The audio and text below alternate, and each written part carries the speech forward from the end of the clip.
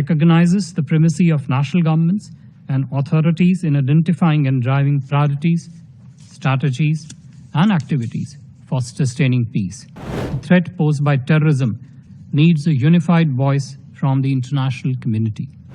We should strengthen capabilities of the host state security forces, join hands in preventing the terrorist forces from gaining access to financial resources, and must collectively call out those who provide safe havens to terrorists, as also those who stand with them and come to their defense, including in the UNSC sanctions regimes.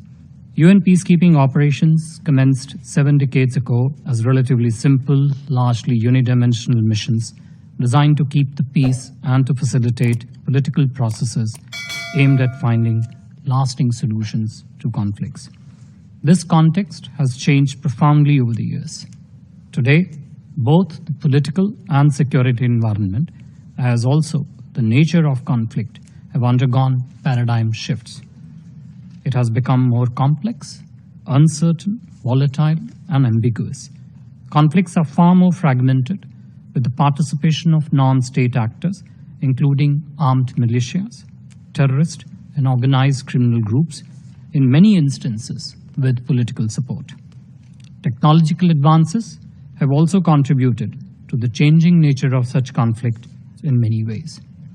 Terrorist and radical extremist groups have unprecedented access to various technological tools to incite, do propaganda, and undertake recruitment, as well as for the purchase of weapons and funding of illegal money transfers. Conflict theaters are often characterized by breakdown in the rule of law, absence of effective state institutions, proliferation of illicit economic activities, and illegal exploitation of natural resources. These factors are also manipulated by terrorist and radical groups to serve their nefarious objectives. In such a complex setting, UN peace operations are often burdened with objectives that go beyond traditional mandate of peacekeeping. UN peace operations now handle multidimensional tasks that include capacity building of the host governments in the security sector, humanitarian assistance, monitoring of human rights violation, and ensuring inclusive participation of women and marginalized sections in the political processes. This ever-expanding basket of responsibilities for many UN peacekeeping missions often ignores the underlying causes of conflict and insecurity. The need of the hour, therefore, is of a holistic approach, coordinated action, and a clear strategy that addresses the challenges to peacekeeping operations and peace building. In this context, let me offer following submissions for this Council's consideration. 1. In contemporary conflicts, solutions often lie in the political and social domains, not just the security. As such, peace operations can create conditions for political and social processes to take hold, but not replace them.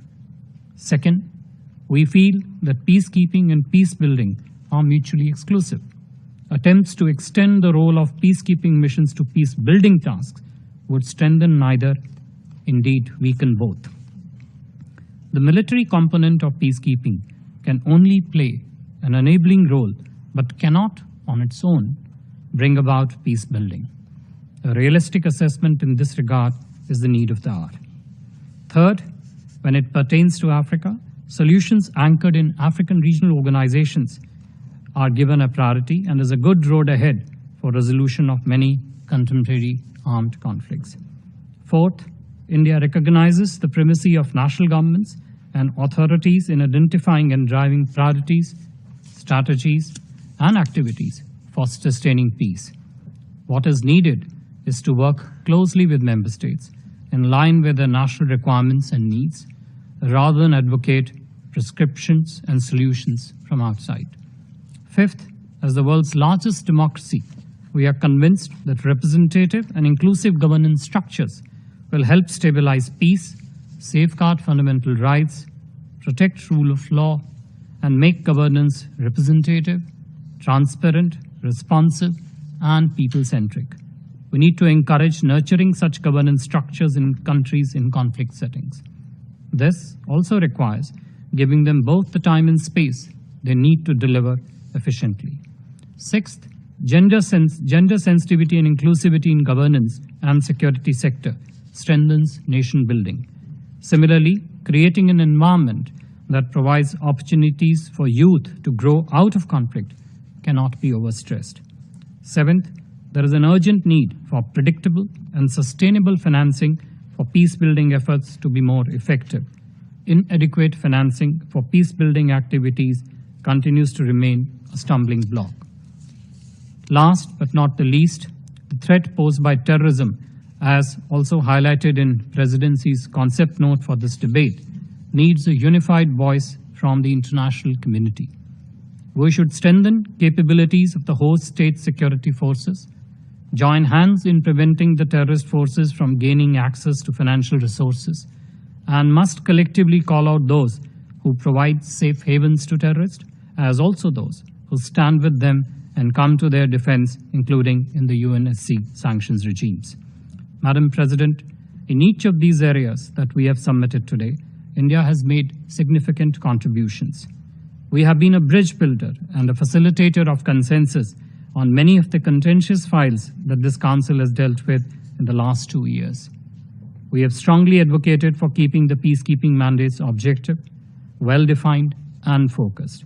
Indian peacekeepers, nearly 5,800 military and police personnel, are today deployed in 9 out of 12 active UN peacekeeping missions.